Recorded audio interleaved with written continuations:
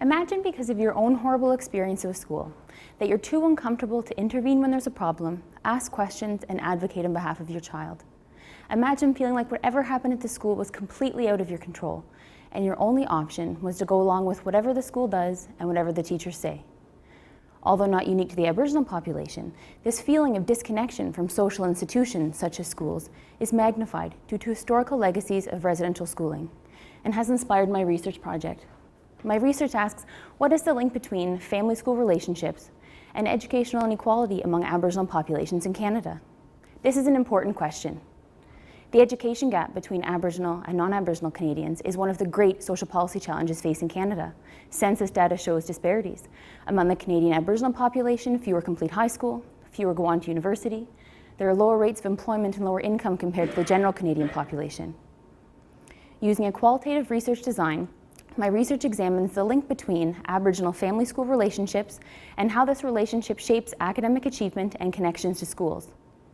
Existing research with non-Aboriginal populations suggests that strong bonds between families and schools facilitate school success, including a shared sense of purpose, mutual trust, and understanding. This research provides empirical evidence to suggest a large part of educational disparities are linked to family effects and homeschool connections. Strong bonds between families and schools facilitate school success.